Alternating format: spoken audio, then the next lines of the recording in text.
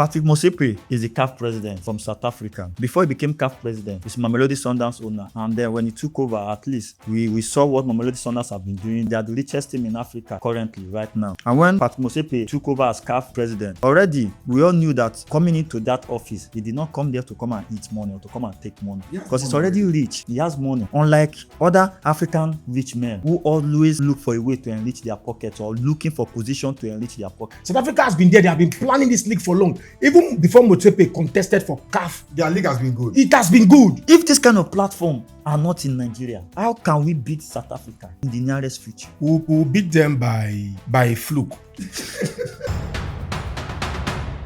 We can see the results South Africa are getting, and these results are not just only on the national team, even in their club football as well. Now, a man like Patrice Motsepe has invested so well.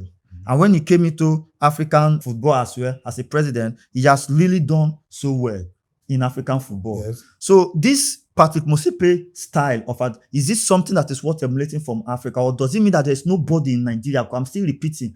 All these likes of maybe Amaju Pinnick or the likes of Shehu Diko and all of this. Why is it that, and most of these are ethnic, why is it that nobody can, even if they don't have the money, with their influence, can they bring in sponsors from Nigeria, for the people like, maybe from the people like all this Aliko Dangote, who is even eyeing to buy Arsenal. If you have that money to buy a portion or some percentage in Arsenal Football Club, that means if you invest that money in the whole league of Nigerian football will go far if the money will be used properly.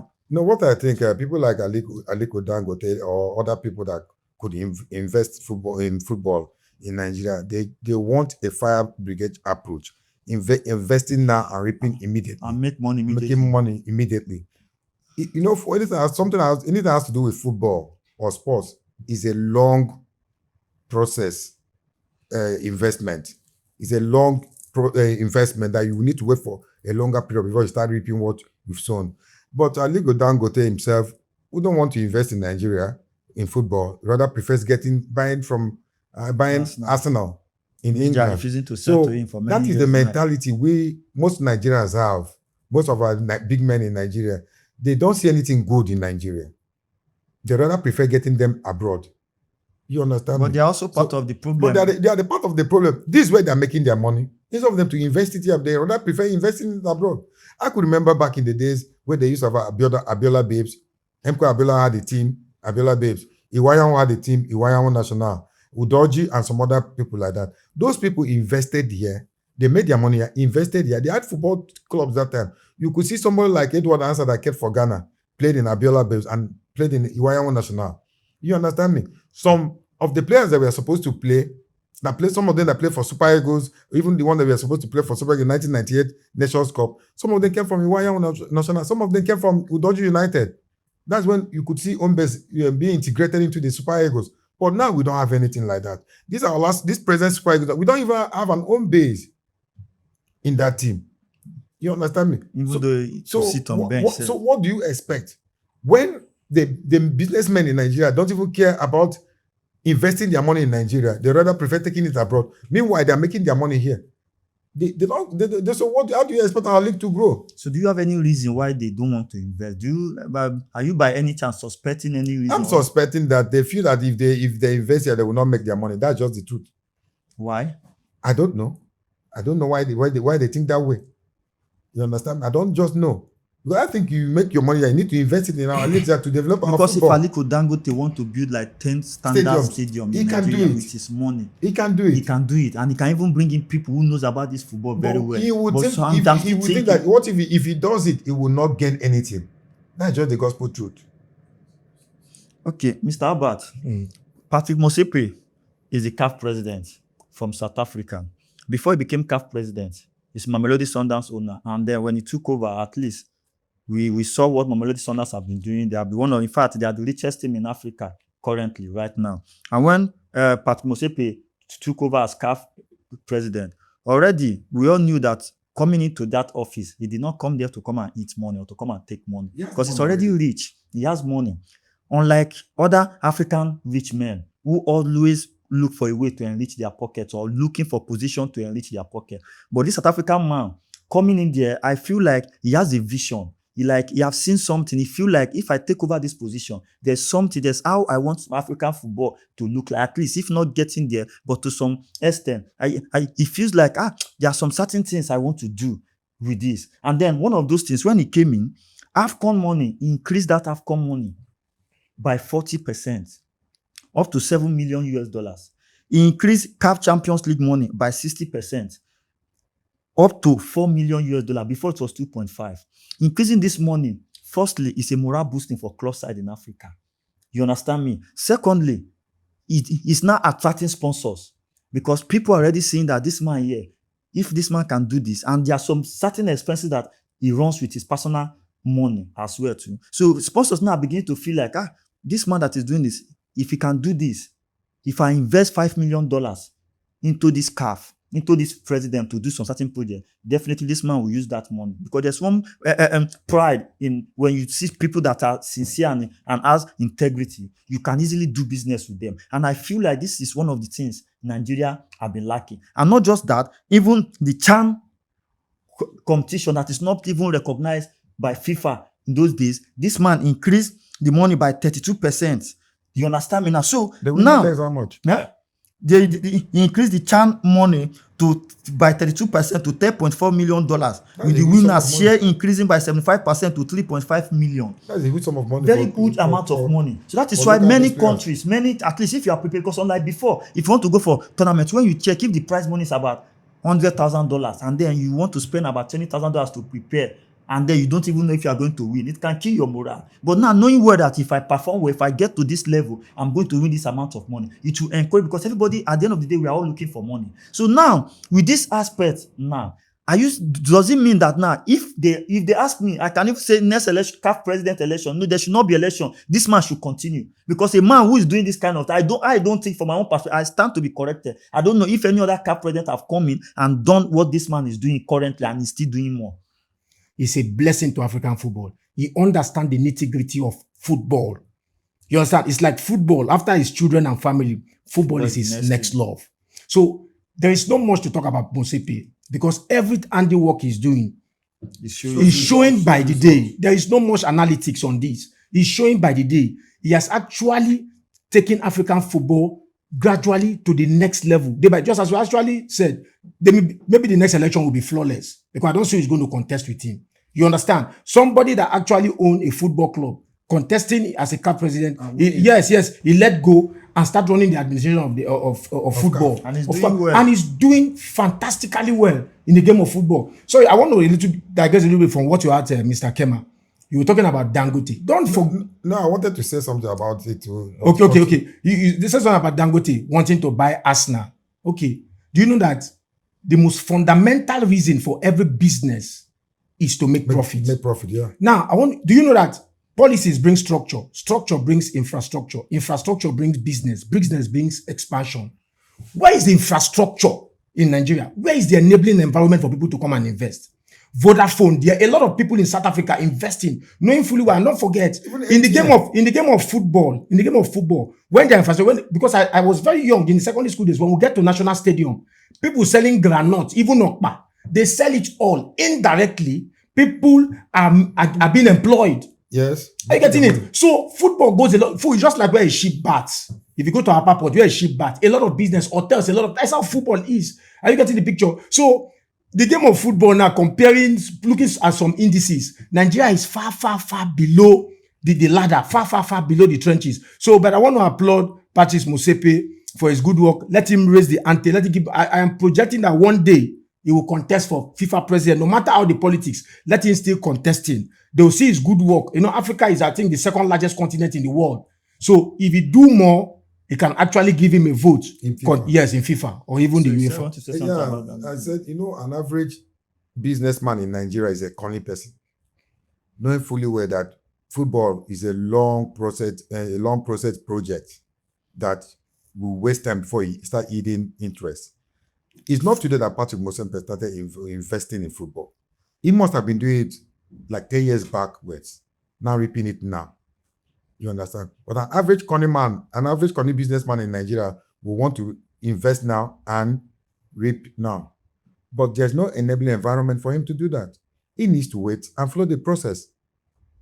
That's just the gospel truth. If Dangote wants to invest in football in Nigeria, there is still more land where he bought his refinery, where he built his refinery. He can still build a stadium there. Who will come and watch?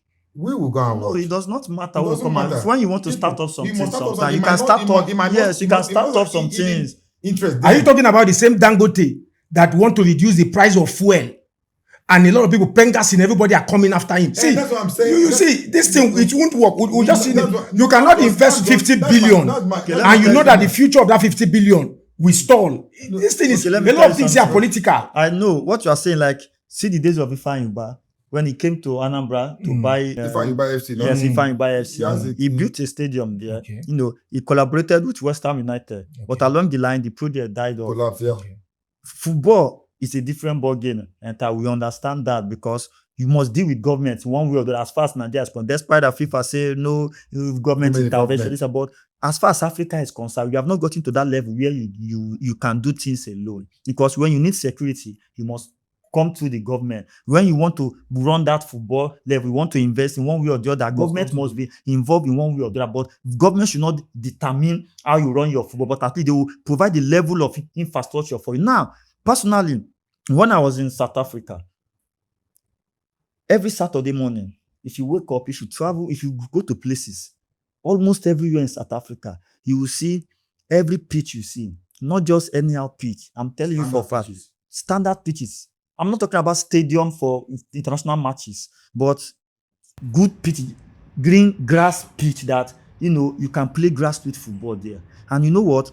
I see a lot of people, children, that came with their parents, their mom, their father. You know, if they are not playing football, they are playing golf, they are playing rugby, they There are must be playing a sport cricket. game. They saw- There they are must be a playing game that they are cricket. doing. And when I come there, when I see these things, I feel so excited because it feels like you are in Europe because this is where this infrastructure starts from. This is where this greatness starts from. So when I see those children with those parents, if parents can volunteer their time, and this is not just only in the big man area, because in Nigeria now, you can only see that maybe only in, even in those big man areas, They don't play, they don't it's play. hard. It's hard where you see every Saturday, if you come out of Lagos or Abuja, where you see parents carrying their children. I'm not saying it does not happen, but the rate It's poor. is poor.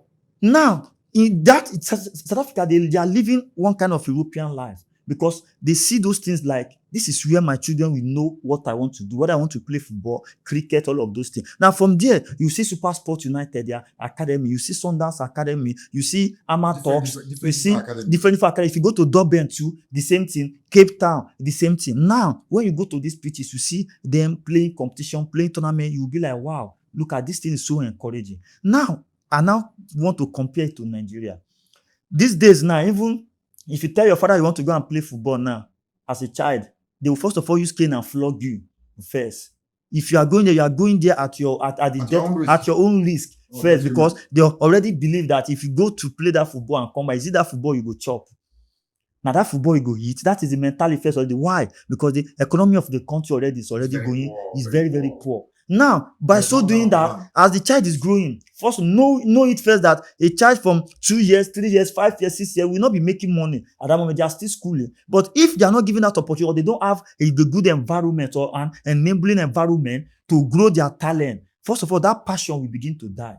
Now, when your parents don't even have full support for you, that passion will die because your parent is already hustling and hoping that you should just grow a bit and then maybe you begin to go and learn work or do 1 or 2 things that will enable you to begin to make. In fact, in Nigeria, they want you to begin to start making money, even if possible, from your mother's womb already. If you can begin to make money, most parents, they don't even care about how you make that money. Now, these are some of the challenges that we are facing. Now, this kind of mentality now grows up with these our big men. They grow up like this, just like he said. I'm trying to refer to what he said about Dangote. Now, when a man right from childhood has known only about money, how to make money alone, without even knowing that there's a time for sacrifice, there's a time for project. How can they have patience? Because football is all about patience. If you see club side in Europe, Arsenal, Man U, Chelsea, sometimes they sign players that do not come and perform within 1 year, 2 years, 3 years. They still keep on running. Most of them, every transfer window, these clubs are signing players. But if you go to their academy, you will still see players in the academy. How come they're not using it? But they know they have some guy in the next 5-10 years. But every season, they will still go and sign players. So football, if you don't have patience, you can't venture into football business. And if the government does not support this kind of thing. So now, if this kind of platform are not in Nigeria, How can we beat South Africa in the nearest future? We'll beat them by a fluke.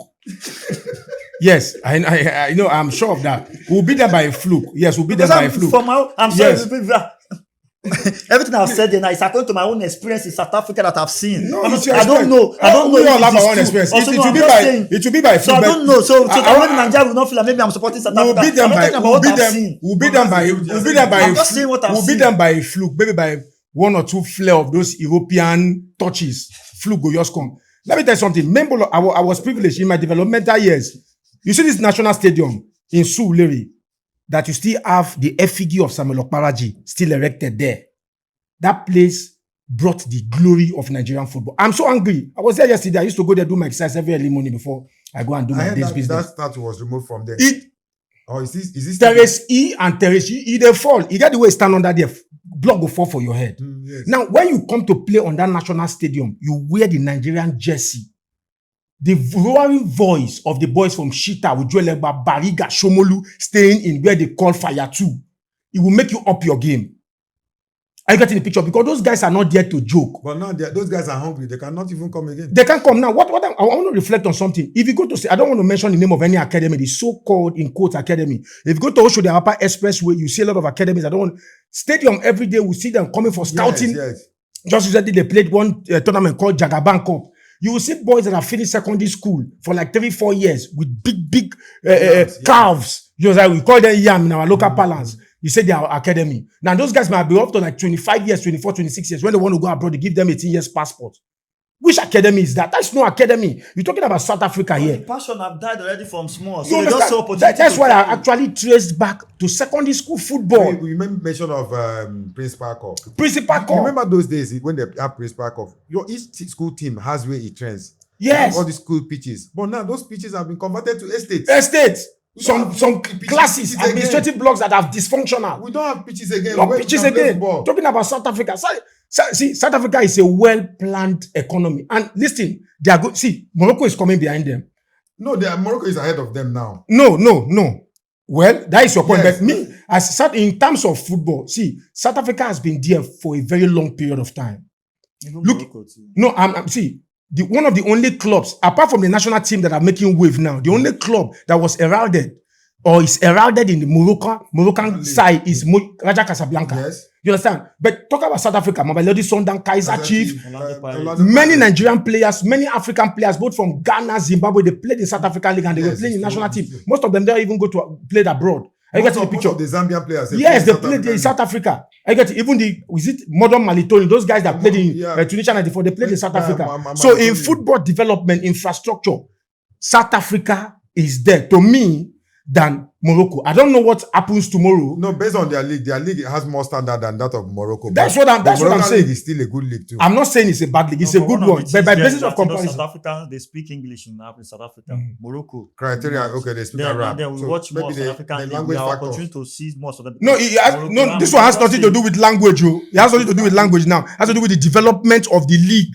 You're not talking about longevity, planning, long-time planning, medium-time and short-time. South Africa has been there. They have been planning this league for long. Even before Motsepe contested for CAF. Their league has been good. It has been good. So you're just adding some little recipe. I could remember Nigeria, one of Nigerian keepers, then something Okpara. I think William Okpara. Willie Okpara, he played there. Yes, Greg Etafia played there. Peter Saidida played there. Oyekachi Okonkwo Tiko played there. You countless number of Nigerian Super Eagles players. They played. Rafa Chukundukwe. Even this keeper from Zambia, Daniel Akpe. Mweri, that's goalkeeper for Zambia. When Mweri also.